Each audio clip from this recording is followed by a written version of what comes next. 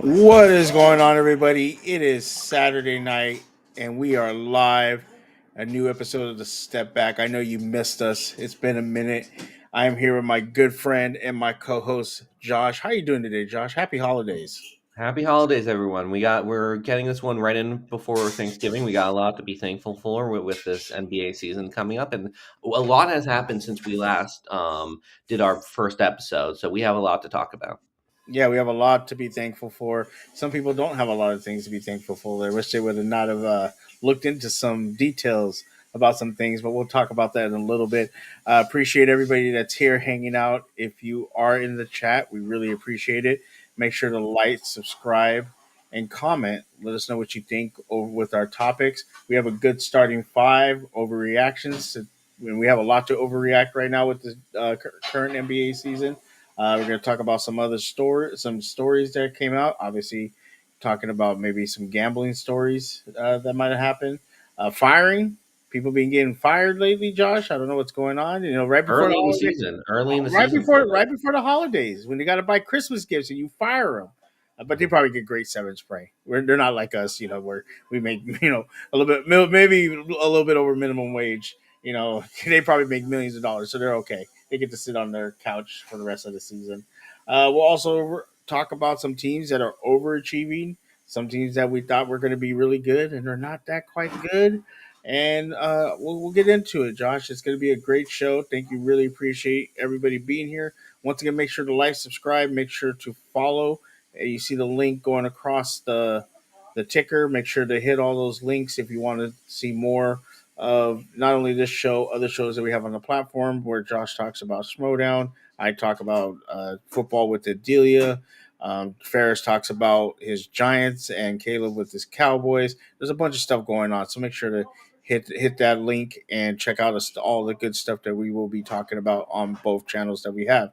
Josh, big scandal. I mean, if you watch the NBA, this has always been a kind of like hush hush, nobody really talks about it kind of thing, and now it's kind of come to light.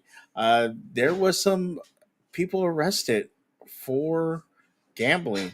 Gambling scandal.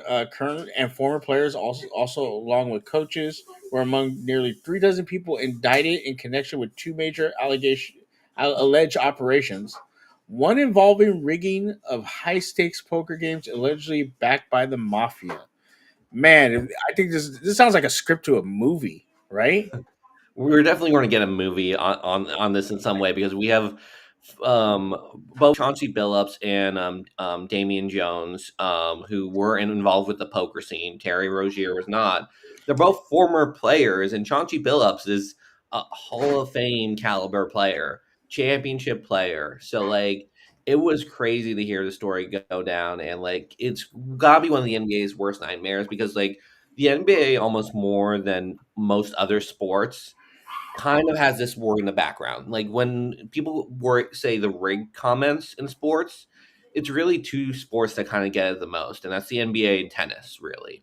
Like where it's like, oh, the rigging actually can happen, and it can happen in a way that's like not as noticeable. Mm-hmm. Especially, you have to worry about it on all sides. And let me first off, I say I'm thankful that the story is not a lot worse because it could have been a lot worse when it comes down to it. Like it could like there's no really there's no fixing of games in this story, which is very good. There's no refs That we know involved yet. That we don't know yet. that we don't know yet. Yeah. But like really just Terry Rozier like faking an injury and like hitting his unders, which to be honest, Terry Rozier coming out of the game lately has probably helps his team more than it hurts his team. So it's one of those things. And the Billups and Damian Jones is mostly off the field, off the basketball court, but it's a big story and one of the NBA's worst nightmares because this is a sport that is more susceptible to it than most sports. It's very tough and like especially with the more prominence of online gambling, how they're partnering up with sports teams. It's really it's inevitable for all these sports leagues. I even baseball recently had a similar scandal to this. It's inevitable that there all these sports leagues are going to have some sort of scandal and figure out a way to both move past it to avoid it and to figure out how to manage both the partnering up in the million sports betting commercials with also, yeah, but none of our players do it and it completely unaffects all our gameplay and the integrity of the sport. Yeah, and so you know, you talk about like you said, there's especially within basketball, the rig. Obviously, I'm a Lakers fan. There was people that said that the 2001 playoff or yeah playoffs versus the Kings was rigged. We do know that I believe his name. I forgot the ref's name. I was gonna say Dunleavy, but it's not. I forgot the ref's name, but he had came out and said there was, refs were kind of told things, to kind of, go harder at one team, lean up on another team, things like that. And ever since then, there's always been this kind of boogeyman shadow of gambling in the NBA. And like you said, some of this is not pertaining directly to the basketball in the NBA, but it's pretty sizable and really hurts the integrity. Chauncey Billups, the feds say that Billups was a face card in a scheme, helping lure players in April 2019 to games held in Las Vegas, where a rigged shuffling machine was used to dupe victims for at least $50,000. Um, the for In other parts of the indictment tied to gambling, Billups is believed to be co-conspirator 8 who authorized say giving confidential game information before it was publicly available, and is described as an ex-NBA player who played from 1997 to 2014 and a coach 2021. So basically, before injury reports came out, this person's not playing, this person's playing. He was giving that information early, and I mean, I don't know how much you gamble, Josh. Well, when it comes I do probably more than I should. and with gambling, that information is imperative because sometimes there's a line. Then you find out, okay, well, this person's not playing, and then the odds change, the lines change, and things like that. So if you place money on a certain team that had high, low at that time had, high odds, you place it, and then because of this information comes out, the odds get lowered. Well, you got the odds at a high time, whereas when the normal information would have came out, you wouldn't have gotten the odds so high. Which so I can understand that's that's insider information. That's almost like I wouldn't kind of not the same thing, but insider trading.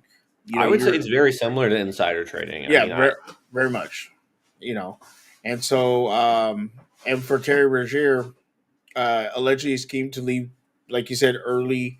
A game against the New Orleans Pelicans due to a foot injury. He played less than 10 minutes in the game, but did not return, finishing with 5 points and 2 assists. And like you said, the unders. So it's kind of funny because you think about it, it's like, oh, his whatever plus was like 10 points, 5 assists, and you bet the unders, and people were like, well, he's gonna get that easily. Okay, we'll bet that, and then he gets out of the game. Well, his unders hit, and that's especially if you play that much. So that's rigging a game. You know, I'm gonna I'm gonna play a couple minutes, get some points, get some assist, and then leave the game knowing that I need to get to a certain amount of assisted points. Um, in order to make this bet hit. And now since I act like I'm hurt, it still counts because and if you do the whole betting thing, it's kind of weird. I don't I yeah. somebody that does betting, my good friend Caleb and D Weezy, they can tell you all that stuff on how it works, because sometimes you would think, well, if someone got hurt, doesn't it void it? But if it doesn't, because they played so It many depends on minutes. the site. I think, for Yeah. example, I know FanDuel specifically will have a if it gets hurt in the first injury in the first quarter, they give a basically they void the bet basically. So if it gets hurt early enough, but in the second quarter, and that's for the overs. I think they'll pay out the unders. I'm not 100% sure because I don't really situation hasn't happened that much. Well, I'll say quickly about that type of situation is the bright side of this is that type of like a cheating in a way to purposely hit the unders. That's pretty easy to catch because if you're betting a lot of money on Terry Rozier's unders, Yeah, that's very abnormal. And because it's now legalized in a lot of places, they can track this type of stuff and easily catch like why is there so much betting on Terry Rozier? That's how Giante Porter got caught when he was involved. It's like this is way too large of a bet on Giante Porter's unders, and so we're very lucky that it's been a lot of, to be honest, not huge players. I mean, Terry Rozier and Malik Beasley are probably the two biggest, and I didn't follow the Malik Beasley's thing as much, and I think that's still under debate whether he did it or not. But either way, I think for the NBA has to be more cautious about this than any other sport because of how easy it is to be like miss a shot and make it look like you're trying hard in a way, or to like accidentally throw a pass or do a turnover or something like that, or for a ref to be extra hard on someone. So for that reason, like the thing that I think the NBA has to do and the betting markets have to do to kind of save the integrity, and also by the way, the sports gambling places don't want to get had by these people cheating. So they obviously don't want this. And this might sound drastic. I just would take away all the unders. You can't bet unders basically in the NBA. You because it's like it's so much harder to like rig someone scoring a bunch of buckets than there is like yeah, someone hitting a bunch of buckets. I think the betting on unders already is kind of like weird and kind of promotes a, it promotes rooting against someone in a unhealthy way, in my opinion. Like I think in general, like, and again, you can bet unders and be perfectly fine, and I'm not saying everyone who bets unders is like rooting for the player's downfall in a way, but I think it promotes a negativity and also promotes a lack of security for the bad actors in a way that I would just be like, and it's you might lose a bit of money, but you gain the security. I would just be like, I understand you want to bet the under. You can't bet the under on the NBA. You just can't do it. yeah. And I think timing too, because like it says in the report, they gave out information that wasn't public information until later in the day. Usually, when I have seen betting, not saying that I bet because I live in California, wink, wink. Um, you can only, you know, you can bet, but information doesn't come out till like the afternoon. So if you see a bet that comes in at 10 in the morning, 9 in the morning for a lot of money on an under, and then that information comes out that this person, I think what site should do is then just void it and say, okay, we're just gonna we're just gonna give you your money back, and you can, like you said, not bet the under because you must have gotten some kind of information to bet this much amount of money before before information was out to now it's changed. So I think that that's what sites will do. I think that I agree with you. They may start cutting off the under. Because like you said, you can't really tell. Someone's just in a slump. They missed 10 shots. It seems weird. They walk into a game, they make their first 3 or 4 shots, get like 8 or 9 points, and all of a sudden they can't hit the side of a barn with the ball. Well, That's that's what happens weird. in basketball. It happens, and also, by the way, the players that we're worried about, I'm not worried about any of the big players. I don't. I mean, for obvious reasons, I don't think the players that are getting 10 shots a game are not going to be or shouldn't. They have no incentive and too much to risk to be missing and trying to hit the under on purpose. Same with the head coaches. Same with the maybe not the referees, and that's a little work, but like in general like the players that we worry about are the players that who only take 5 or 6 shots a game. And Mhm. so when you have that low of a sample size, and these are the bench players who need the money a little more, someone who's maybe on their first contract. If you're only taking 5 or 6 shots a game and you go for like 2 for 6, that's very, very realistic. In fact, that's probably for most guards and people who are shooting threes, that's the average, if not even a bit above average when it comes to that Mm. type of stuff. Like you again, like I have a friend who thinks the NBA lottery is rigged and the NBA is rigged and all this type of stuff. It's like I don't think the NBA is rigged, but it's a very high variance sport. And when you're betting on players, and this is the other thing, when you're betting on bench players who don't have a lot of minutes, who don't have a lot of shots, it's very easy for them to have a random hot night, but also to have the miss, like go 1 of 5, 0 of 6 or something like that. And it's not because they're missing shots on purpose. It's just the NBA is hard. It's hard. As someone who's played basketball and has not done well, it's hard to put that bucket into the hoop. It's Yeah, hard when there's a person in front of you. Even when no one's in front of me, I sometimes will miss a wide open layup. For professional basketball players to do it in front of millions of people on the TV, a roaring crowd, whether you're on the home or the road, there's a reason why the free throws is like not 100% free for certain players. So like I just think that I know you're probably going to be losing a bit of money by taking away the unders, but it just doesn't make sense to me to allow that type of security risk. Or it does make sense. The reason why is people are greedy in money. It's like, oh, we'll catch it. Oh, it'll be fine. Oh, well, we make a lot of money on the unders. yeah. So it's just tough. It's very tough.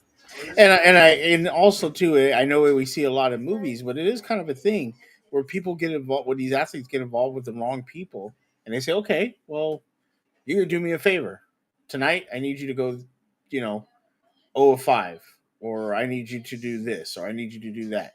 Also, too, just talked about poker. Poker is high stakes. Like you said, some of these bench players don't have that kind of money. So what happens if they take a lot of credit out in a poker game and now they got to pay it back? Or like you said, they don't make a lot of money. They're greedy. They have a family member or a friend find a bookie. They start betting these weird things on themselves, giving the money to kind of what we saw with Shohei Otani, and his but who wasn't betting on baseball, but they were betting you know soccer, I believe. And a lot of people believe that it was Shohei was the one that was placing the bets, but through his interpreter. There has been we have seen stories of NBA players betting through their family members or friends, and like you said, on themselves. It hasn't came up yet, but you never know. Um, that could be a thing. So the NBA, I think they're going to take a big stance on this, because the one thing, the NBA has fought through a lot. They fought through the crack epidemic during the '70s, and the coke, and am I saying that right? But the problems what they had with crack and coke during the '70s and the '80s, they fought through a lot of other issues they had. They had refs saying that there was tampering and things like that. So they're trying to keep the image of the NBA clean. So they're going to nip this in the butt right away with obviously cooperating with the FBI, getting getting these players to talk, and then trying to just basically cut everything at the head of what is going on. I think that they want to make sure these players are not getting involved with the wrong people, and that don't have people like this, because, like it says with Chauncey Billups, he set up games in Vegas. How is it during the off season to get NBA players to go to Vegas, have a good time, and gamble privately, and then rig the games to where they're going to lose money, and now they're in a hole, and so now they're trying to get out of the hole, which causes them to borrow my money, or whatever type of way, and you're making money off of them, and the NBA doesn't want that. I think that's one of the reasons why we don't have a Vegas NBA team. Could you imagine? It'd be worse. You know, it would be worse to have an NBA team in Vegas around all that kind of betting and all that kind of what is it called? I can't think of the word, temptation. Where and they don't want that, because it's just going to be a black eye on the league. So um, going to Damian Jones, and this brings up some more insider trading. He allegedly let somebody know that LeBron James and Anthony Davis were medically not going to play for a game, or were going to play a game. Um, and he was also getting involved in getting people to poker tournaments, poker games. Sorry, not tournaments, poker games. So uh, and it said rigged by organized crime figures in order to steal money from them. Sometimes use technology, including poker chip trays, with hidden cameras and rigged shuffle machines with the ability to read the cards in the deck. Geez, they went all out. They They used really did. technology. The Technology. They mafia were doesn't mess around. The they, mafia does apparently. not mess around with I their wonder. I money. wonder. I wonder what mafia was. Was it the I think it was Italians, the the five brothers, Irish, the five the family, five family. families? It was the five Did family. didn't Michael Corleone take care of the heads of the five families? That's what I I heard. don't know. I mean, the way I think about it is it's also important to remember that like it's very easy to doom about these types of stories and be like everyone is doing it. I do truly believe in my heart that this is the minority. This doesn't happen that often. And like I part of the reason why people get into these holes is because gambling is an addiction and it is a very it's not logical. And it's not something that everyone suffers from, but the people who do suffer from it suffer from a lot. And right now, Billups, Rozier, and Jones, the least of their problems is the NBA because they are in the trouble with the FBI. They might be facing jail time, I believe. It's going to be a very rough patch for all three of them, and I'm sad for people who accomplished so much to get to the NBA as whether a coach, a player, or especially Chauncey Billups, Hall of Fame, won a championship, became a head coach to get that far and it just shows again the power of addiction and the temptation and greed that comes with gambling and why we always have to treat it at an arm's length. Even as someone who just started sports gambling this year, I completely understand it, and like it takes a lot of willpower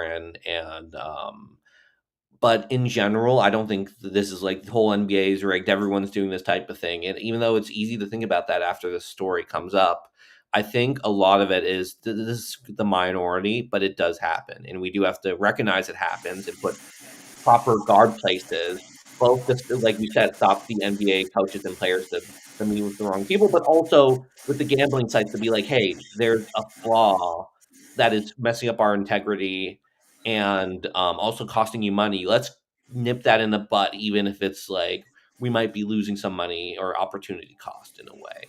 So we'll see if the NBA or the gambling sites do anything drastic in that sense, or if they I think they are going to start limiting the unders. I know in baseball, the part of the issue in the recent gambling scandal was they were betting on like if the first pitch was a ball or a strike, and now they're going to greatly cut down on that type of betting because that is a very easy thing for the pitcher to manipulate easily Hmm. without causing any suspicion. And you could also bet, I think, miles per an hour on the first pitch or something like that. Again, like stuff that's like we've gone too far. We've gone too far. You're betting on over 90 miles per an hour on this pitcher's first pitch or something like that. We've gone too far. Like let's get back to like just betting if this team's going to win or like if this guy's going to score 15 points or something like that. This is the problem you get into all these like very specific prop bets of like, oh, in the first quarter, will this person get a rebound? In the first quarter, will this person get over 7 points? It's like we're too far gone, guys. We're too. This is too much. Yeah, Let's focus on the basics. I promise you, you will still make money because it is in like it's a money printer. Gambling in a way for the casinos and the sites. I mean, the house always wins, and there's a reason there that is the saying. facts. And it always wins against me for some reason. Before we leave this topic, though, you think there could be any big names, other big names that are indicted on the gambling? Knock on wood. I'm knocking on all the wood I can. No, I think the biggest name, and God for hopefully this doesn't happen, is a referee. But I truly, or maybe a head coach. I don't think any of the big NBA players are going to be anywhere near this because there's too much to risk for them. They're making too much money. They're too good at their craft to like. In my brain, is like if you're that good in the NBA and you're a big name, I don't think missing on purpose is in your DNA in a way or is in your brain. So like, I don't think we're going to get a big player name. The most we might get is a coach or a referee, but I would highly doubt we get a story like Kevin Durant or Anthony Edwards or someone that big. Gotcha. All right, let's move on to the next story. We got some firings before Christmas, before the holidays. It's unfortunate. Um, Well, I mean, Nico Harrison, we kind of know why you were fired. Okay, let's be honest. We kind of know why you were fired. Um, sorry, my alarm was going off. Uh, but he was let go by the Mavs. Mavs are not playing well. They are currently in 13th place. We both had them high in our thinking they were going to play well, and they're 5-12. So Nico Harris was let go, and then Willie Green from the New York Pelicans. We talked about the Pelicans being one of those top teams, possibly or at least in the hunt to the playoffs, and they started off 2-10. Um, Even worse, I think at this point they got to be like 2 or 13 or something, right? Or is it 2 and 10? They're 2-14 now. Oof, oof, It's brutal, rough. brutal. And then some other firings that happened were Joey and Jesse Buss, um, who now have the Lakers have been bought. The Buss family's kind of moving out. They were in a role of with the team, and they were let go. What is your give me your thoughts and most shocking firing from these firings? So none of this is that shocking to me because first off, the very similar thing between Nico and Willie Green is both of these people had a huge amount of pressure amount with them. With Nico Harrison, when you turn the entire fan base against you, you say you're going for a win now mood by trading away your 25-year-old superstar for a much older superstar, and the reasoning behind that move was, well, Luka's not in shape.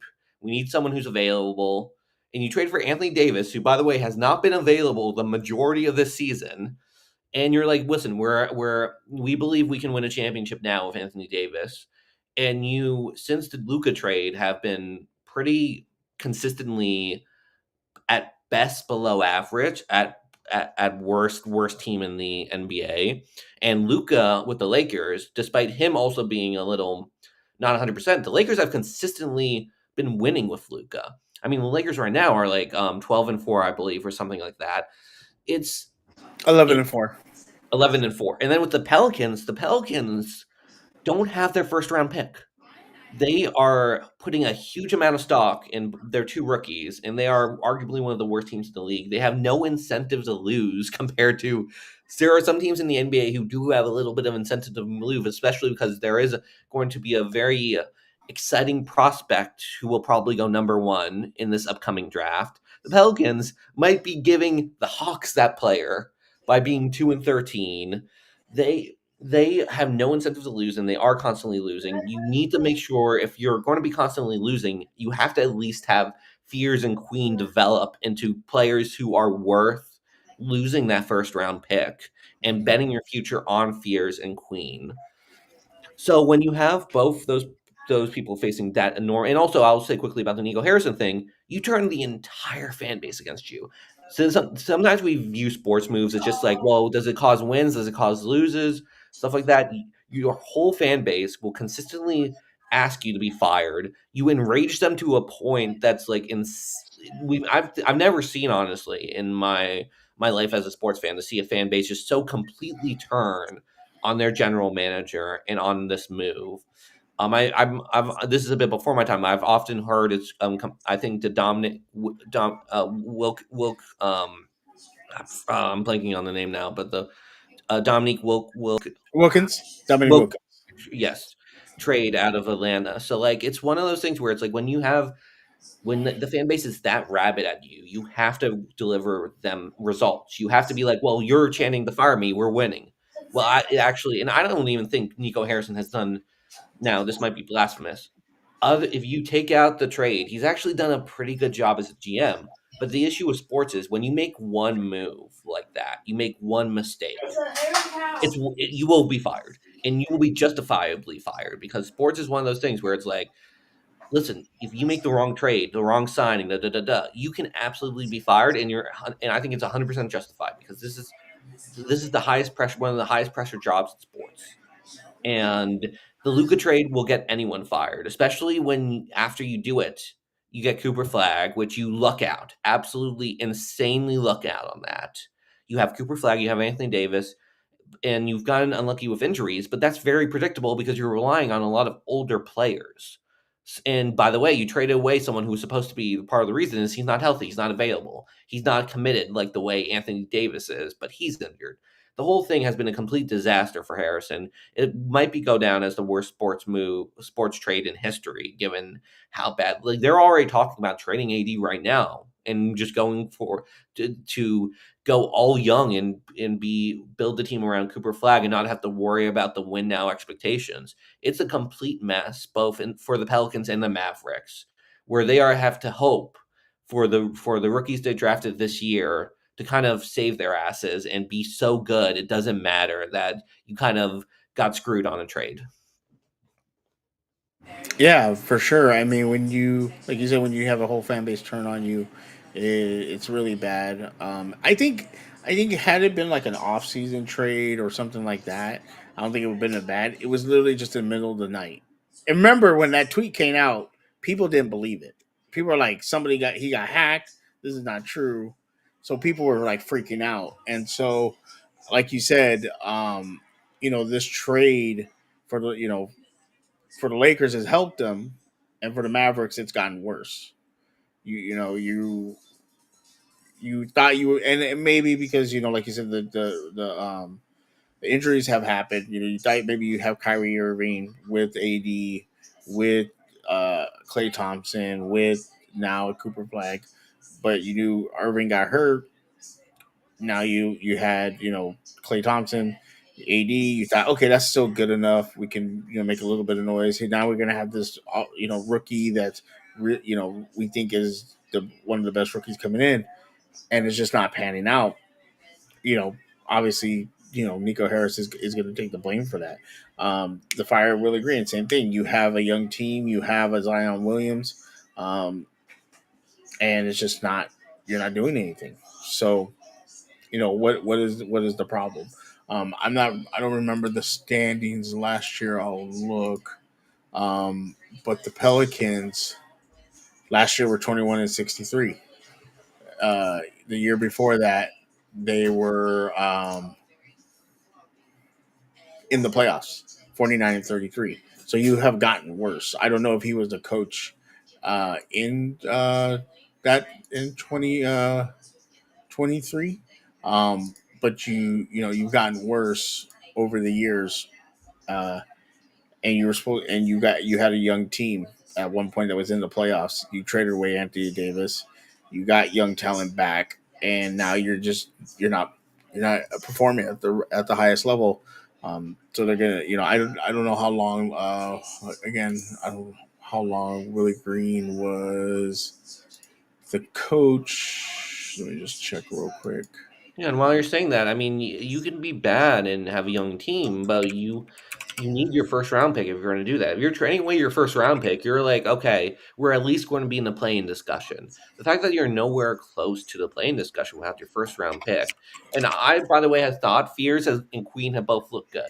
They both look solid, but you're still losing in a West, by the way, that has been kind of gettable in a way. It's like it hasn't been as big. Like a lot of teams that we thought would be pretty good in the West have not lived up, and we'll get to that when we go to the teams that have not lived up to our expectations to start the season. But like I don't know, it's very disappointing for the Pelicans in a lot of. And I thought the Pelicans would be at least be interesting, and they haven't been. They've just been bad. They've just been pretty bad. Yeah, and he was hired in 2022, so he's been there for about 3 years. And sports data is temporarily disabled, which I don't know why I did that. Um, so that season, they were 40-42. The 23-24 season, they were 49-33, and then after that, it's just been downhill. They were 21-61 last year, and then this year they've started off 2-14. And Um, also, you got to think not only the record matters, but Zion Williams' development.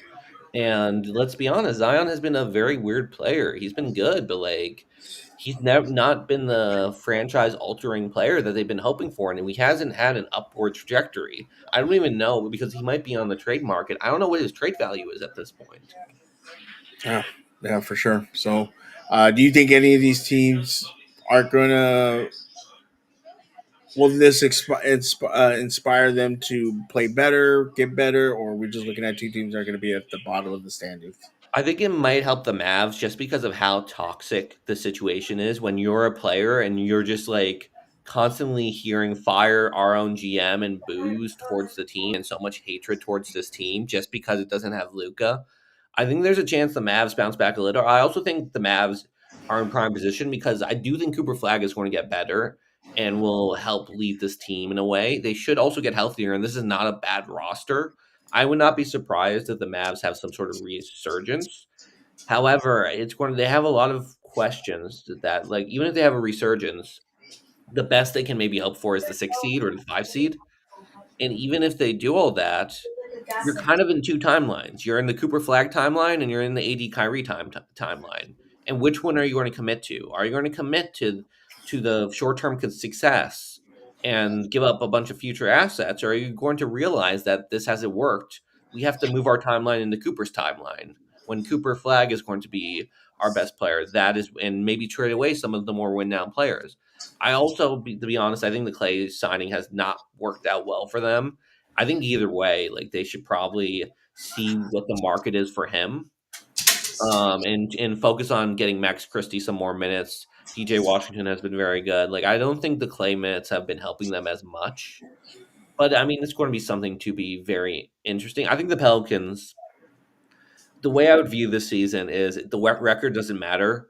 Derek Queen needs to be good, and Jeremiah Fears needs to be good. If those two players are they're all I care about is their development. If they are developing into good starters to possibly someone to build around, then it doesn't matter if you gave your first round pick. But you have to give them the reps, give them the development, and make sure they don't fall down and have and surround that team. And that team does have a couple of vets to make sure they learn how to be a good NBA pro.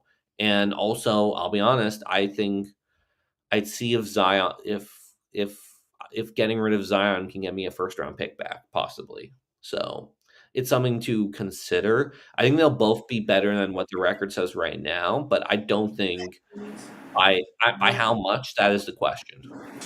Gotcha. Totally agree. All right, we're gonna move on to and before we move on, not a firing but a hiring. And I don't know how much of a baseball fan you are, but Andrew Freeman and I can't say his name, Farhan Zadie have joined the Lakers as advisory roles. They are both part of the Dodgers organization. Dodgers just won back-to-back championships.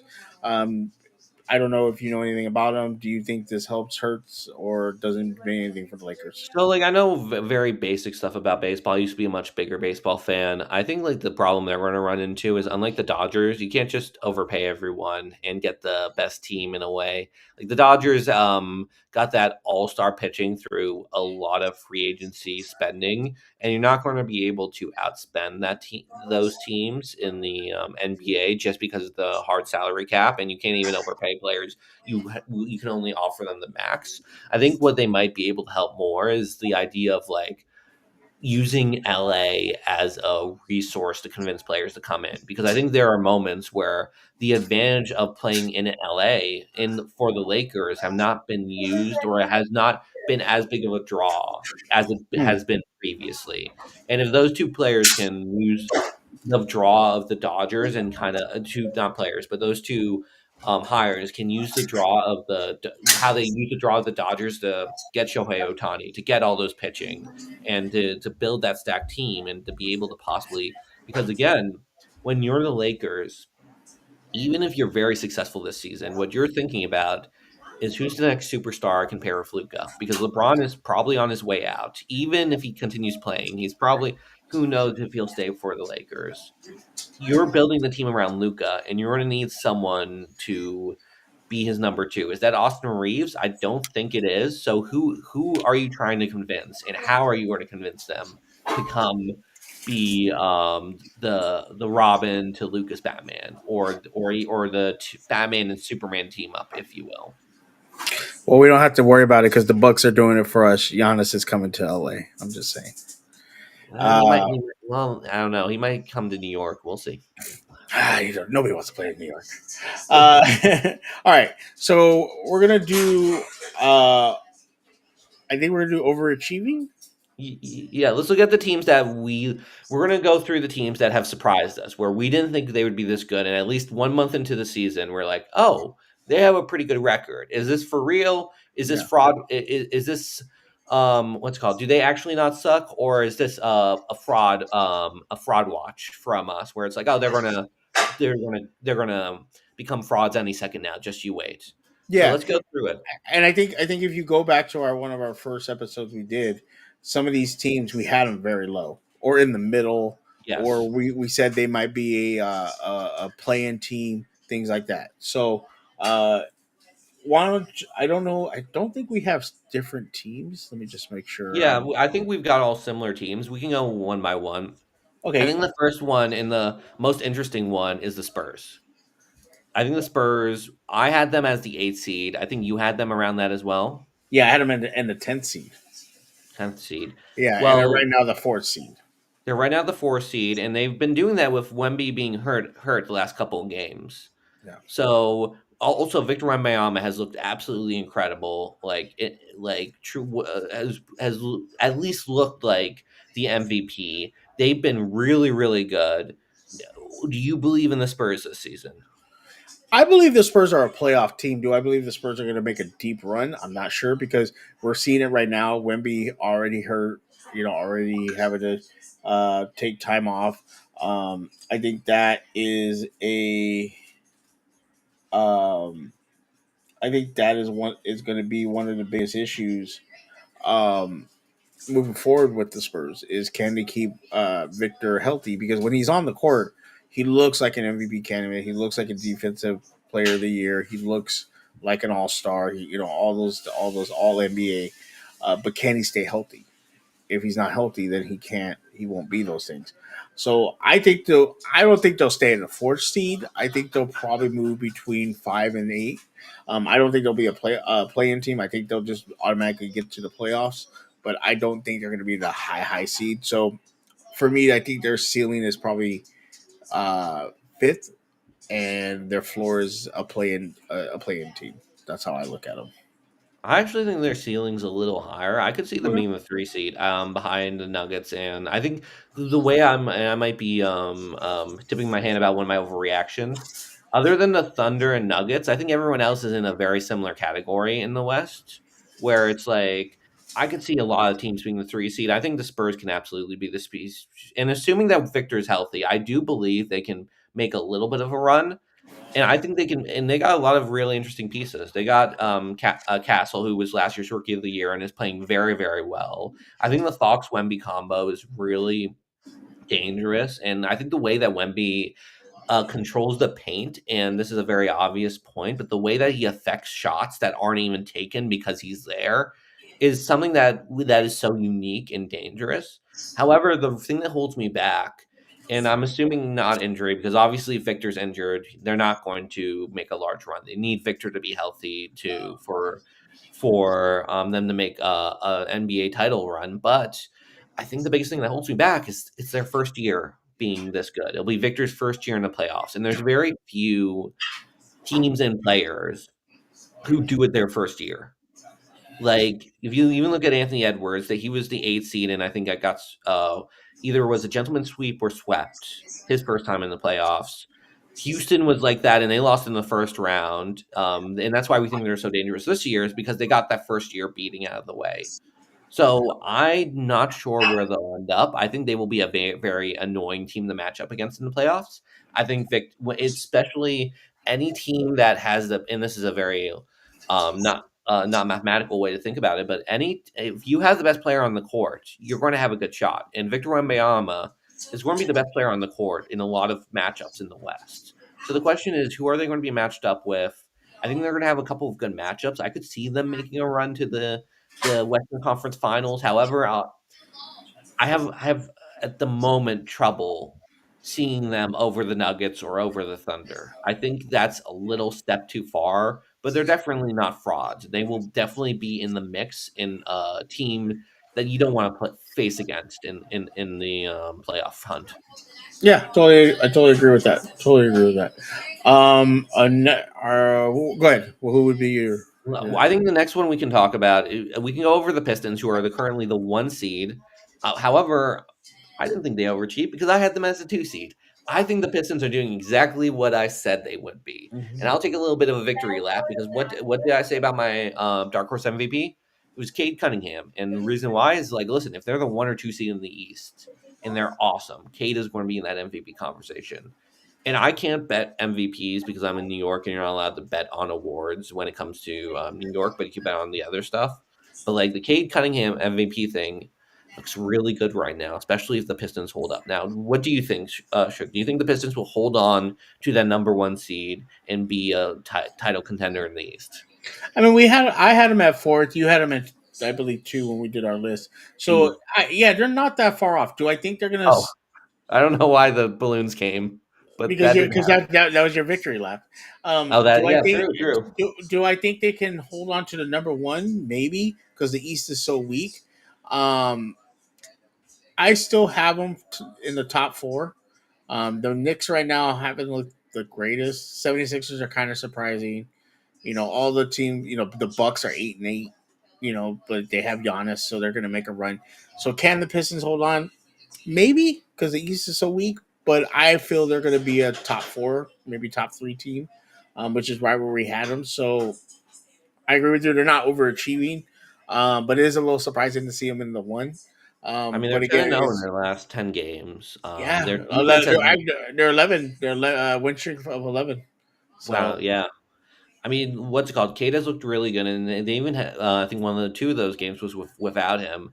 And Jalen Duran, I think I'm saying his name correct, has been really really good this season, and that defense has been really good. The Duncan Robinson addition has been, I think, pretty helpful. Like everything so far has hit for them. They're well coached, they're disciplined, and I think really when it comes to like being an NBA title contender, you need two major things. You need a difference maker star and you need enough solid starters slash role players that where there's no major weakness if this person is on the court. And the Pistons, they have a lot of really solid to good players on the court. They don't have a lot of bad players. Like every lineup they put up, it's like they're doing a good job defensively. They have people who can make shots. Really, the question is do you believe Cade Cunningham is going to be a difference making star? And I think he is. I'm a Cade supporter, and I do. He's the person that scares me the most when it comes to the East. Well, before the season, and especially now, as the Pistons are the one seed and starting to pull away a little from the rest of the East. yeah, totally agree with you there. What is another team that is Why don't we go over? over the Raptors? We both did not talk that much about the Raptors. They're, I think, currently the two seed in the East. Yep. They're, I think, 11-5, and they've Yeah. been very solid. So, do you think this will hold up? You know, I didn't have them all in our list of top 10. I didn't even think about the Raptors. Maybe the Blue Jays inspired them. I don't know. Canada was like, okay, we're gonna make a run at baseball and basketball this year. Um, you know, when I look at the Raptors, you don't see that, like you said, that star that's just, you're going like, boom, that's the guy. I just see a lot of guys there. Maybe a RJ Barrett, maybe a Brandon Ingram. Uh, you know, but the East is so weak. I think they can hold on. I do think they can. I think they can hold on, and if they can just continue to play the way they're doing, and and develop as a team, they've won six in a row. They're not. They're 9-1 in the last 10. Outside of the Pistons, who are 10-0. I mean, that's a great record. Um, I think. I think they can. I think just like the Pistons, because the East is so weak, the, that they can hold on. They can stay a top three team, top four team. So we'll see. we'll see what happens with them. Absolutely. Like the way I view the Raptors is the person who's going to be have to be a difference maker. I think is Scotty Barnes. I think he's the one player where it's like we haven't seen enough of him where I can kind of believe him taking the next step and taking over. I think Brandon Ingram's very interesting because he's been around the NBA for a while now. He's been around for a while and he's kind of improved his game slowly, quietly, well. He's a good scorer and like they have a lot of people again, like they have a lot of players that like I think the teams that surprise us is the teams that kind of you look up and it's like, oh wait, everyone on the court is kind of good, and that might sound a little silly, but it's like, oh, there's no one who you're like, oh, why does he have the ball or something like that. It's like, okay, they're all someone you can kind of trust with the ball in their hands. They're all good defensively. They're all bought in. They're all well coached. I think the Raptors is all that. I think they're an interesting team. That what they remind me of, best case scenario, is that number one seed Hawks team with Kyle Korver, Jeff Teague, I think it was Josh Smith, Paul Millsap, Al Horford, I believe was. I mean, Josh Smith might have not been there, but like I remember that team was the clear one seed. But like we kind of all knew, and that a lot of those players in the starting five kind of moved around a lot. They weren't any young, but like a lot of like very solid, good players all together. And so the best case scenario is like that, but those Hawks teams never made the NBA finals because they would always run up against LeBron and LeBron would just be like, "Well, I'm just better than you and there's not much you can do about that." Same with even the previous Raptors team, and I'm not talking about the Kawhi one. I'm talking about the Lowry DeRozan one. Like even if Scotty Barnes is like some version of DeMar DeRozan, and DeMar DeRozan was very good on the Raptors and led a couple of runs with the Raptors, in the end, you have to be a bit better than that. And that's the question. Can Scotty Barnes be that difference maker? I'm not 100% sure, but like you said, the East is very weak. You could make the argument for like 8 or 9 teams that they can make a run in the East just because of how weird the East has been lately. Yeah, for sure. I definitely think this is a team, like I said, because like you said, the East is weak. I think they can still stay in that top tier. But as the season goes along, as the season comes closer to where games become very important, can they hang on to what they're doing? So we'll see with them. Another team that we're going to talk about are the Heat. Uh, again, not a team I had in my top 10. This Neither team, did I. though, this team, though, I think they are overachieving, and I think they'll come down to earth. I don't see them sustaining this kind of play. Um, they're 10-6. They're only 4 games over 500. I think they'll come back down to earth, though. I do think they'll play a play-in team though. Now I think they, because of what's happening with the Wizards, what's happening with the Celtics, the Pacers, they could definitely be a play-in team. So I think they'll come down to earth, but they'll definitely be a play-in team. I don't think they're going to maintain that high, even though the East is weak. I don't think they're that team because just looking at that team, I don't see anything. I don't see that. Whereas where I look at the Pistons, where I look at the Raptors, you have the youth, you have, possibly superstars. Like, can you name someone on the Heat that you're like, yeah, that's a superstar, right there? Like, how much do Not you like really. Bam Adebayo is the question, you know? Yeah, Like, like not really. So I'm not like is he a good player? Absolutely. Is he an all-star? Possibly. I'm not looking at the team going, yeah, they have that guy. I just don't see it on the Heat. the thing with the Heat is they're so weird because it's like when you look at the roster, it doesn't look like that. But they're the Heat culture type of thing. It's like they are very good. They are maybe one of the best coaches in the league with Eric Spoelstra, who always gets more out of their guys than anyone else. It's a very well coached team. It's got a lot of like pretty solid players in a way, and they're never going to be terrible, terrible. Like they're not like they'll be in the play-in mix. We'll see. I think they've got like the early schedule has been okay for them, and not great, not terrible. I agree with you. I just don't buy it, partially because I'll be honest, I'm just kind of bored with it. Like I've seen the Heat around a while. I've seen the story around a while. They've gone in the only runs they've had is with Jimmy Butler, and Jimmy Butler having an insane playoffs that and they need one player to kind of like for this Heat team to make a run, they need one player like a Tyler Hero to just have a Jimmy Butler playoff performance where he's absolutely insane and one of the best players in the NBA for that stretch. And I just don't see anyone on the team that can do that. I can see a lot of people on that team that can be pretty solid, maybe have a streaky night, maybe even surprise win a series even, but like to to make a deep run, I just don't think the Heat have the talent for it. Totally agree with you there. Another team that I think about that is the Suns. The Suns have been much better than I thought they would be. They do have Devin Booker, who is the better player than anything Heat have, unless you think the Bam versus Booker thing's weird because Booker is a much better offensive player. Bam is a much better defensive player. But I don't know. I just don't really understand how the Suns are this. I just think they're going to fall back to earth. There's not a lot of reasoning behind it other than I just look at this team and they have a lot of solid pieces. They have an possibly A plus piece with Devin Booker. Grayson Allen has been playing really, really well, which has been surprising. And like, good on them. But like, especially in this West, I just cannot imagine them getting close to the top five of the West. Yeah, and it says there are we on fraud watch? And I had my fraud watch. I had the three teams that I had was the Raptors, Heat, Suns. You kind of switched me on the Raptors. I think they and kind of talking about them. I think they're not frauds, but the Heat, Suns, I think are frauds. I think they're definitely. And as good as Devin Booker is, I just don't think he's again that guy. Like he And they're not in almost the East, which is the problem. Is at least yeah in the East, you can make the argument. It's like, oh, what the Heat don't have to be. They just have to be a bit better than maybe the Pistons or the Knicks. And I love the Knicks, but they've been a little inconsistent. Or the like. There's no in the West. It's like, okay, can the Suns beat the Minnesota Timberwolves in the series, the Denver Nuggets, the OKC Thunder, the LA Lakers?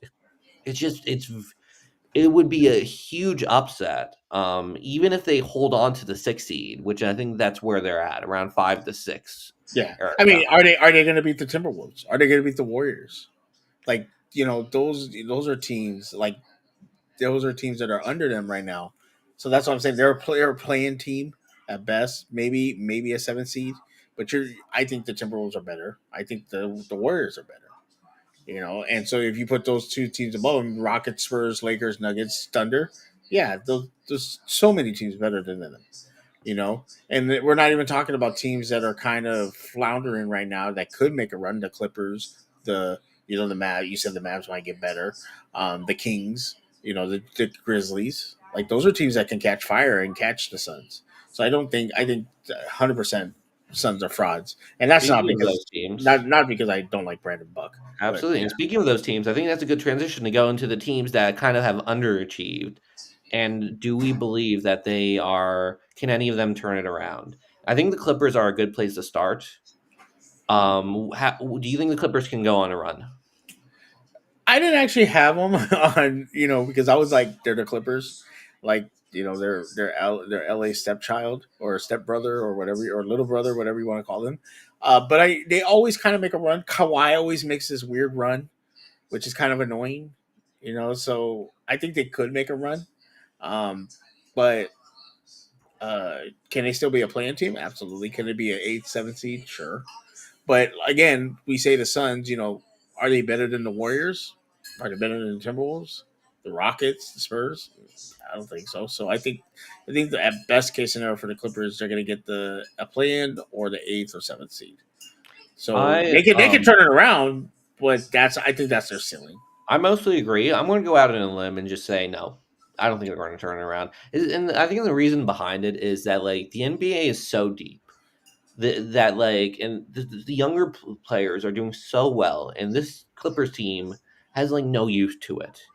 It's a lot of veterans, and like you can build your team that way, but like I don't know. There's something where it's like there's no excitement with this team, and part of me why I'm saying this is because I'm just bored by them, and I will say this, and this isn't logical. Teams that I'm bored by, mostly will not acknowledge or think they'll do badly to a fault because I'm just like even if you do go on a run, no one believes that you're going to be able to be go on a playoff run. The best we think is maybe like every year, the last 3 or 4 years, the Clippers are anywhere between the 4 to 7 seed.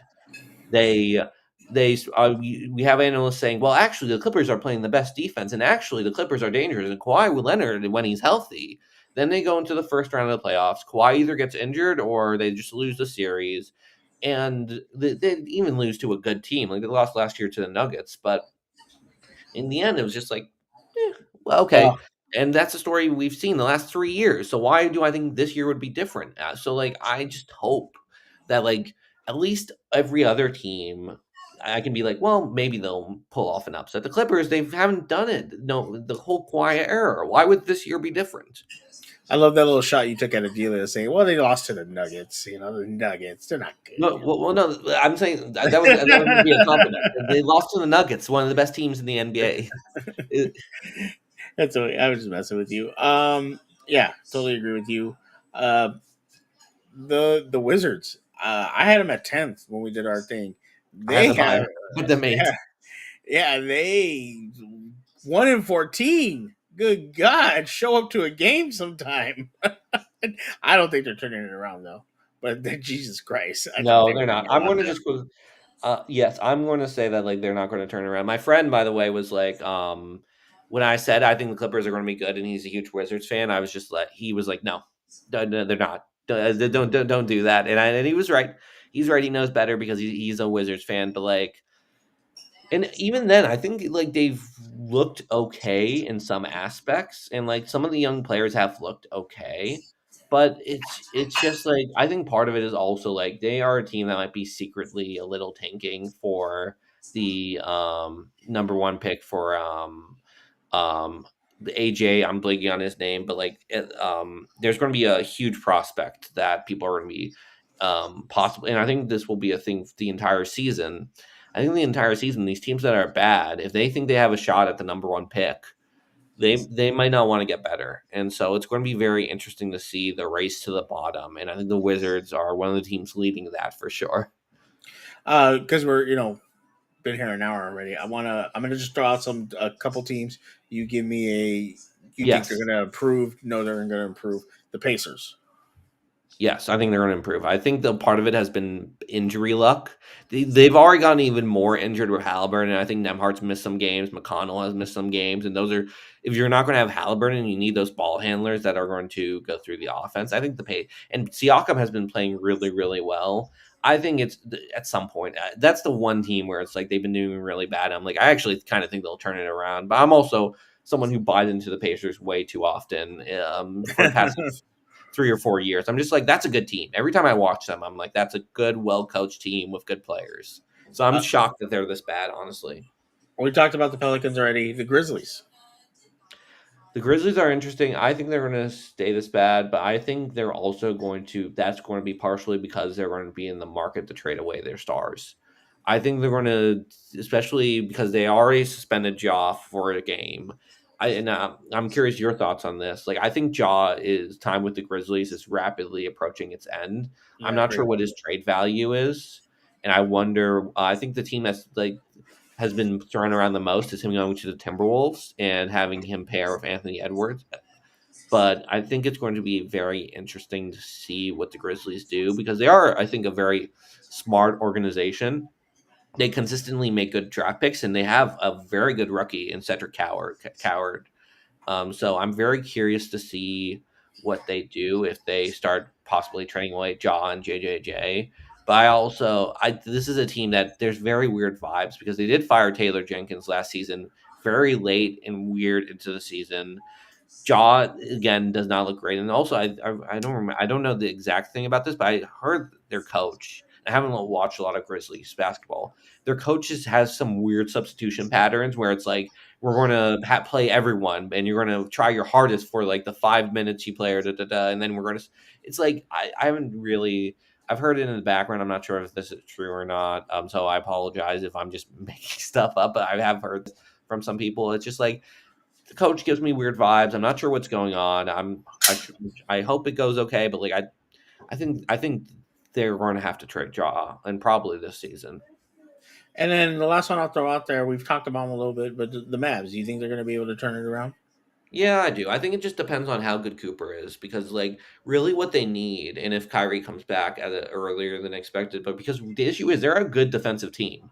Like, for all of Nico's things about being like defense wins championships, he did create a good defensive team. The issue is their offense is god awful. So if Cooper can like be let's say if Cooper can make the offense league average to the point where he's like doing really well, and Cooper's, by the way, his Cooper Flag's thing was he was a very good defensive player. We're not sure how good he is offensively, but he does everything else right. And if he can develop his offense into, he'll be like a very very good player. I think as he plays more NBA games, as the offense is going to be built more around him, and as he starts to get used to the league, I think he'll be better offensively, and therefore I think the Mavs will be better. And Jay, I see your comment, Jaw to the Lakers. I don't want Jaw. I'm good. I'm Well, you good. We wouldn't do don't. an Austin Reeves for jaw trade? No, let's keep white chocolate on the Lakers. All right, we're gonna do our starting five. And we should have done this in post production or pre production. You have your own starting five, right? Yes. Okay, I just want to make sure. Yes, I I did. was like, wait I a mean, minute. if we mind melded our same starting five, that would Yeah, have we might been. have the way sometimes we think we it seems like we're on the same level. So let's give us your starting five, and then I'll do mine. Go ahead. Okay, so the first thing I want to say is Jalen Johnson for the Hawks. I'm buying all. My first overreaction is I'm buying all the Jalen Johnson stock I can. I think that guy has had a very good season. I think he's around 22 points, 9 rebounds, 6 to 7 assists. He is, by the way, I think his numbers are even better for the past 6 or 7 games. I'm just like when I watch him, I'm like, that's a dude. I'm going to buy all the stock I can of him, and I'm going to. That's a player you can build around. I I don't know if he's the dude for the Hawks in a way, and I don't know if he's someone where you can trade Trey Young and start building around him. But I'm all the way in on him. I truly believe that he's going to be a difference maker and possibly someone who can help a team at some point get to the NBA championship. Yeah.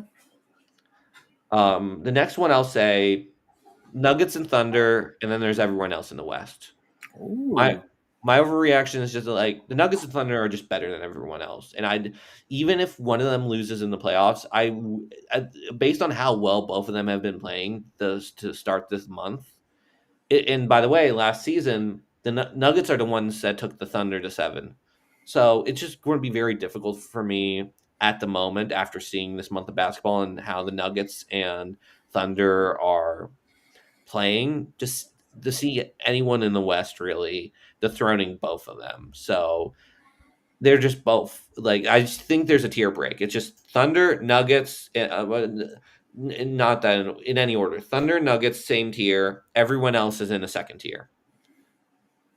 Gotcha. The third overreaction I have is this rookie class man looks really really good. We Okay. got Knuppel playing really, really well. We all Cooper Flag, even though hasn't been number one pick hype, he's been awesome. We haven't talked about the 76ers, but the 76ers have been much better than expected, partially because of VJ Edgecombe. By the way, Jay's comment about Jokic is indeed a grown man schooling these kids. That's another reason why I think it's Nuggets and Thunder. There's Jokic, and then there's SGA. Like those two players are playing so incredibly well, and especially in the playoffs, it's just like it's very tough to see any team being able to deal with either SGA and Jokic or both of them. But back to the rookie class, you have Cooper Flag, VJ Edcombe, Cedric Coward for the Grizzlies being the one bright spot of the season, him playing very, very well. And you have a bunch of rookies who showed a bit of promise, like Trey Johnson for the Wizards, Ace Bailey for the Jazz. Just like I would not be surprised in like 5 to 6 years, we look back at this class as like, God, how are there like four all stars, three very good starters, and like one player that maybe is a bench player but makes it a difference for like a contender team. Like this class looks very very good in 1 month into the season. Love it. 4-1 is my Knicks. The thing that's making me worried is God, we can't win a road game. Why can't we win a road game? I don't understand. So, like, I'm like, we actually do need home court advantage, and it's making me nervous about how good the Pistons are, stuff like that. I'm going to be nervous if the Knicks are anywhere between a 4 seed and a 7 seed. I think we actually do need a top 3 seed, preferably top two, because our home court advantage is unlike anyone else. It's like the Seattle and Seahawks home field advantage. It's like we have another man on the field when we are in Madison Square Garden. I believe we are 8-1 in Madison Square Garden and 1-5 in everywhere else. So maybe 1-6. I don't know, but like, and I'm coming off. By the way, I spent the whole time as I was eating dinner watching the Magic Knicks, and the Knicks were in it for the most part until the fourth quarter. I don't know. So like, I'm hoping these road worries go away, and if we have home court in the playoffs in any sense, in the end, the playoffs are the only thing that matters for the Knicks. But like the fact that we are having such an abysmal record on the road and we look like a different team on the road makes me very nervous. And what is Yeah. your fifth one? My fifth one, and this one might sound crazy. The East is actually deeper than the West. And what I mean by that is the West is very top heavy. Like the top four in the West obviously blow the top four in the East out of the water. But once you get to the like 5, 6, 7 seed in the West, it's actually a lot more flawed teams. Like I think the Timberwolves are a flawed team. They're a good team, but they're a flawed team. Same with the Warriors. The Warriors are 9-9. Like they're a team that like honestly we could have put into the like kind of underperforming category, even though they're 9-9, because it's like, well, if we want you to be a NBA title contender, you got to get out of that playing thing. Then if you look at the East, East have I think the Bucks are right now the 9 or 10 seed, or around that, and they're I think the Bucks could easily win the East because they have the best player in the league. Celtics also are I think a pretty solid. Like I actually think like the teams in the East. There's more good teams in the East, but obviously the teams in the West, the top four, is much better than anything the East has. But I think like the 7 through 8. Actually, I like the teams a lot better. The 7 to 10, really. The 7 to 10 teams, or the 5 to 10. Oh, no, not five, but like 6 to 10. I would say teams. I actually like the East lineup better than the West. I think those teams are interesting. Like the Magic, by the way, who just beat the Knicks. They were in the 7 to 6 slot. I think. Like there's a lot of teams in it. The Hawks are very interesting. Like there's a lot of teams in the East where I'm like I'm actually kind of intrigued, and you're going to be in the play-in. So like I think the East is technically deeper, but the West is very top heavy, and obviously the top 4 and 5 in the West blow the East out of the water. But I'm just saying the six and below, I kind of like the East better than the West. I get what you. No, I actually agree with you. That's actually a really good point. All right, for my starting five overreactions, I'm gonna go from top to bottom, Mhm. or bottom to top. Sorry. The Mavs will not make the playoffs. I think the trade for Luka, firing Harrison, the trading for AD, I think it put the Mavs back a few years. I want to say possibly 4 or 5 years. Cooper Flag might be a great player. I think they put him in a tough spot, and it's just I think it's going to stent his growth. So he might not be the player that we think he's going to be for another 2 or 3 years. Even though he is playing decent, I just think the Mavs have kind of hurt themselves with this whole situation of the Luka trade and everything like that, where they were just in the NBA Finals a few years ago, and then now they just don't look like the same team off of one trade. So, want to comment on that? Absolutely. I Okay, mean, yeah. I completely see that because like the way you look at the Mavs' future, it has to be this year or next year. Because if you don't make a run this year or next year, you are not built up other than just having Cooper Flag for the next 3 or 4 years. So like the fact that you're already wasted last year, it looks like you're going to waste this year once you get to year three, and if you don't take full advantage of that, you could easily make the argument that it's going to be. You said 4 to 5. I could even say if they don't take advantage of these next 2 years, it might be 8 years before they're really anywhere close to a championship contender. Because other than Cooper Flag, they have and maybe you make the argument about Derek Lively. I don't think Derek Lively is that much of a difference maker. The roster is built to win now. It's not built to win in 3 or 4 years. That's why there's two different timelines, and it's such a weird roster because Cooper, the timeline, and the AD slash win now timeline. And the win now timeline, by the way, has not been working. Exactly. Um, my number four, Tyrese Maxey is the best point guard in the NBA. This man is averaging 33.4 points, 4.7 rebounds, 7.9 assists, and shooting 47.3 field goal percentage. I mean, you said it. We didn't talk about the 76ers, but this guy is lighting it up, and he's leading a team that we did not think. I go back to our list, and I don't remember where you had the 76ers. I Not shouldn't have on them the in. playoffs. I'll say that. I didn't have him in the playoffs, and he has been carrying that team and playing well and being that kind of point guard, scoring that many points and assists. I think he's the best point guard in the league. Absolutely, and that's why I think the East is kind of deep. Is like they're like the 6 or 7 seed right now, and like they like as Jay says, Maxi plus VJ is a deadly guard duo. I think that and Maxi has been absolutely incredible. The one thing I'll say is like I I was thinking of putting someone else in the best point guard as my overreaction. So that's Cade Cunningham.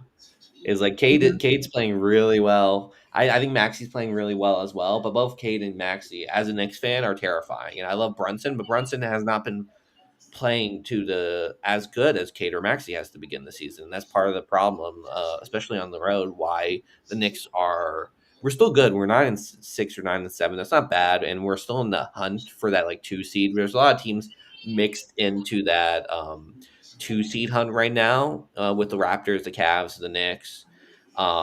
There's not a lot separating the Knicks versus the Raptors, who I think are the current 2 seed. So I can, but I'm not trying to overreact too much. But like I 100% agree. Yeah. My third, the Bucks have hit the ceiling with Giannis. I think if they don't make a run this year to the championship or go deep, there's a possibility of him being traded or leaving. I don't know. I don't know the contract situation. You would know more better than me. But I believe he's not a free agent next year. He would have to. He would be traded. Yes. yeah, and most if they don't do a deep run, if he because there has been whispers I think last year of him not being happy, would he demand a trade? The Knicks, the Lakers. I don't think he would go to OKC. I don't really see him going to Well, it might not be his. Well, I actually can very Nuggets. well see him going to OKC, just because OKC has. Funny enough, if you're looking for the best offer and you're the Bucks, OKC is by far the team that can give it to you, and it's not even close. Like Maybe. if you look at the draft picks they have available, you could make the argument that maybe they can put Chet in the deal. It's like, and they have some young players, by the way, who they drafted in this And past which is yeah, and if you put SCG with I don't know if I said that right. Sorry, SGA SG, and Giannis. and Giannis together, that's a almost a Kobe Lake, a Kobe Shaq kind of duo in this time. So Absolutely, like it's. I I only mean, ruled them out. I only ruled them out because I thought they didn't have the equity. But you're they saying they definitely do. have the equity. They have more equity than anyone else to. It's funny. The two teams that have the equity to do it is Houston and OKC. Those two teams have a lot of resources if they wanted to go for Giannis. And but I think you brought it up earlier with the bringing on the Dodgers execs to help the Lakers. This is would be an important time for them because if they can sell Giannis on, hey, you come to LA, we can make you a bigger star. You're already probably the biggest star right now. We can make you a bigger star. You could take the torch from LeBron and The become the question bigger is star. though, I don't know what the Lakers how the Lakers get him trade wise. I Reeves. I think LeBron's gone next year, so that's gonna LeBron is free up gone, some so money. it has to be Reeves and picks. But do they have the picks available? Is the question. It would probably be Reeves. My Yeah, man Jay would know because Jay knows all the picks, but I'm not sure. But we can definitely find out. We'll yeah, see. We'll we'll see. see. We'll But also too, there has been situations where players want to go to certain places, so they accommodate. You know, what if they went to Giannis and said, "Look, we'll pay you down the line," you know, but you gotta compensate the Bucks, so you could offer later first round picks later down the years, and possibly. I mean, the it'd be question a is win how much now. of a stink will Giannis make to control where he goes? And the issue is, Well, I don't think. it's gonna depend on what the Bucks do this year. If the Yeah, Bucks say if right now the Bucks are 10th seed, if they're a play-in team by the end of the season, I don't think he's gonna want to be there. I don't see it. If they're like a fifth, fourth, third seed, maybe he'll want to stay and finish it out. But if they're like a playing team or the eighth seed, they have to get out of the first round is really what I yeah, view. Is like if they have another first round exit, but if they like win a playoff series, I can see Giannis being like, "Well, we won a playoff series. What's called? We're always in it because I'm here." And they actually like look kind of interesting this year with. By the way, that's a team that I do think kind of looks interesting because the emergence of Ryan Rollins, I think his name is. I apologize if I'm mistaking the name, but like he's been looking very good. The Bucks have an interesting roster where Kuzma is interesting, Portis is there. It's like if Giannis can control a series when he's fully healthy. So the question is he going into the series fully healthy, and what's his matchup? Because there are certain teams that I think the Bucks will probably match up much better against than others. yeah. All right, my number two. The Pistons are the best team in the East. Uh, look at you said it, Cade Cunningham, and look, the MVP looks really nice with him right now. The East not top heavy, so they can stay in that top seed. We had him kind of I had him kind of in the middle. You kind of had him higher, Number two, but with everything you said with the Knicks not being able to play on the road, the Celtics being hurt, the Pacers being hurt, the Heat probably possibly being a fraud, the Cavs, and Raptors are kind of okay, those can be the teams. The Pistons have a chance to be the best team in the East. And I think that they can maintain that as long as they continue to grow as a team and mature. Because, as you said, the East is looks a little deeper.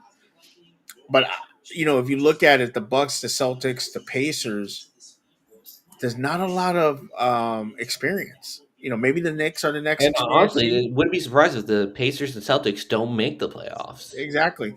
So Other than the Knicks, there's not a lot of and the Cavs have experience in the bad way, where they have experience, but they have experience losing and not a lot of experience winning. exactly. Exactly. So I think the Pistons are the number one or the best team in the East. And my final overreaction: the Los Angeles Lakers are not better without LeBron James. Look, they have been playing great, but I think we hit a very lucky situation.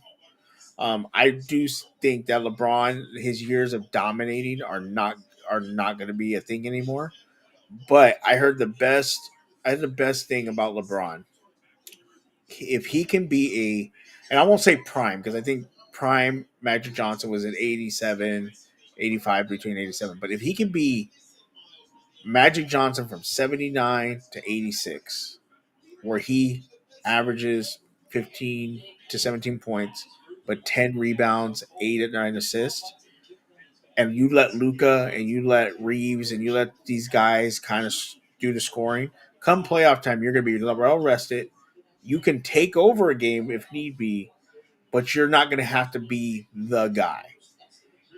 I think without LeBron, the Lakers are not as great as they've looked because they've looked good, but I think that it just happens to be they're in a groove right now. So they still need LeBron, but I don't think they need LeBron, Cavs, early Lakers, LeBron, Miami, Braun. I think they need LeBron James to just be that uh, power point forward, averaging 15 to 17 points, maybe 20, 10 rebounds or nine between 8 or 10 rebounds and about between 7 or 8 or 9 assists. I think if he averages 8 or 9 assists a game, this team is going to go far because that means that he's allowing Luka, Reeves, and others to score while still being able to control boards and get points when need be.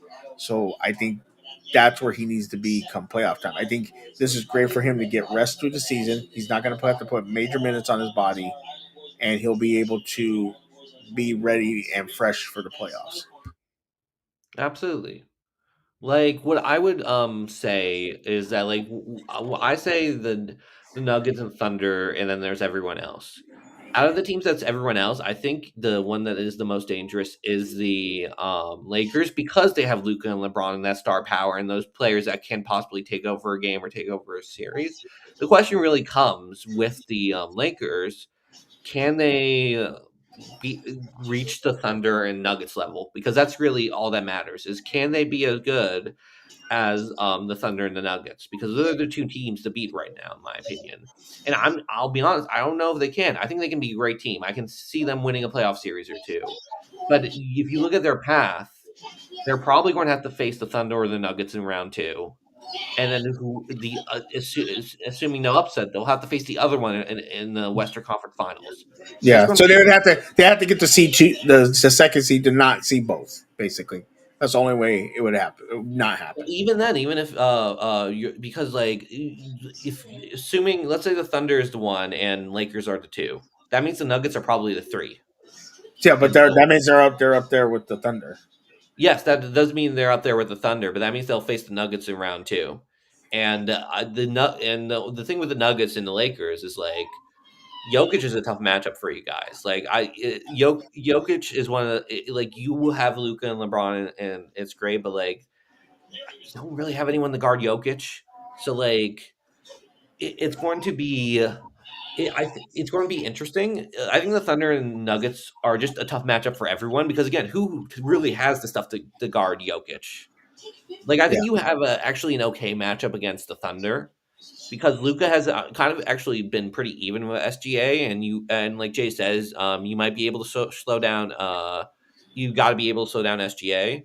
And he's saying to get more athletic forwards to compete with the Thunder. That's I think that's possible. You might be able to put LeBron a little and be like LeBron, if you can focus more defensively on SGA, and if this is a switch, depends on. And Luca has been better defensively, I think, this season, but it really just comes down to are the Lakers going to be able to compete with the Thunder and the Nuggets? I think they can, but it's going to be very difficult, and they're going to have a very tough path yeah. because those two teams are so dominant, in my opinion. And I think when the Lakers beat the Nuggets, they were able to throw multiple different defenders on Jokic, which then slowed him down, confused him, and that's how they were able to win. They don't have that right now because you're not sticking Luka on him. Maybe if LeBron decides, hey, you know what? I know you guys can score without me. I'm just going to play strictly defense on Jokic, and because he's not going to act athletic LeBron. Maybe Rory can be the Jokic stopper as he was for that one game in the playoffs. Yeah, Like they have options, but like it's just that those two teams, and this is part of my overreaction, the Nuggets and Thunder just look so good and have so much to throw at you. It's going to be tough for and maybe they get lucky health wise where Jamal Murray isn't as healthy and stuff like that. And I do think the Lakers are very dangerous. The question is just like for them to reach their ceiling, they have to be able to consistently compete with the two by far best teams in the league, which is Thunder and Nuggets. And they played the Thunder, I think, this year, and it did not go their way at got all. smoked. Got smoked. Yeah. So no, totally agree with you. Totally agree with you. So yeah, those are our overreactions. If you don't agree, let us know. If you do agree, uh, let us know. Just remember, this is our list, and we don't miss. So shout out to Josh and his starting five, and me and my starting five. But um, I think we're gonna call that because we've done an hour and a half, and this has been a really fun show. Really, Yes. really fun. I think we're gonna have a lot more to talk to. Football season is starting to get into the starting to form the playoff picture. Once that happens, basketball kind of go. We get to the All Star break, and then we start getting into really important games and then things like that. So this is a fun time. We will be back next month talking, and we'll see if things changed, things got better, if we were completely wrong or if we were completely right. We will find out. Josh, outside of doing the step back, where can people find you doing any other shows on the LGR network? Absolutely. They can find LG. They find me on Nostalgia Crackdown. Got a fun episode coming up, I think, early December, which is going to be the Wild Berries debate. Eh, some people might be surprised it's going to be a debate because a lot of people really like the Wild Berries. Me and Adelia will probably talk about why we weren't as huge fan as the Wild Berries, but how iconic were they? Were they so we're going to have a lot of thoughts about that, maybe some unpopular thoughts about that, but I'm excited to enter that conversation with Adelia. Just like, comment, subscribe, support LGR, supporting me. So just everything you guys do, support us on Discord, on Coffee, I believe. But anyway, supporting LGR is supporting us. So thank you. Yeah, and Josh, thank you for being here. It's always great to have you. We have great conversations, and it's really fun doing the show with you. Make sure to join me and Adelia, Steel Conspiracy, this Tuesday. Yes, we were kind of gone. We had some things going on. She was out of town. She's out of town again. Adelia's just flying everywhere. Her freaking flyer miles are just racking up. So she's actually in my state. Hopefully, I get to see her tomorrow. But if not, she will be back on Tuesday. We'll be doing a Steel Conspiracy, talking Steelers, talking Broncos, and breaking down some other stories that happen in the NFL. Make sure to check out Starting 11, Ferris's and Caleb's show, Good Friends, Better Rivals, on this channel, the flagship show for this channel. Make sure to check out all the Crackdown stuff. Check out all the other stuff on the other channel, and you can find all that in the link below, scrolling around, or in the description. Like Josh said, if you want to help us with getting monetary, I don't even know how to say it, but money, basically. There's links for that if you want to help us out with that. That really be appreciated. Everything goes back into this channel with all these cool graphics that Alex and Danny do, all the outros, intros, all that good stuff. So we really appreciate everybody in the chat. We really appreciate you. Made Mason Rudolph to the rescue. Supposedly Aaron Rodgers is going to play, so we will find out. Jay, we will find out tomorrow. Make sure to join the Discord. We're always hanging out in the voice chat, hanging out, talking about different things, having good conversations. It's really fun in there, so make sure to join that. And let us know, if you want to see a certain starting five, or give us some topic ideas. That really be appreciated. Josh is always brainstorming, throwing ideas at me, and we agree, or we'll say, no, let's do something else. And, this show has been really fun. So if you want to be a part of the show, let us know in the comments what you want to talk about, what you want to see, or any questions you have for us, and we will respond to them as far as basketball questions. But really appreciate everybody. Thank you to Adila that's in the background doing the producing. Thank you for everybody who was in the chat today. Really appreciate you. Have a wonderful night. Happy holidays, and we will see you again soon. This has been the Step Back.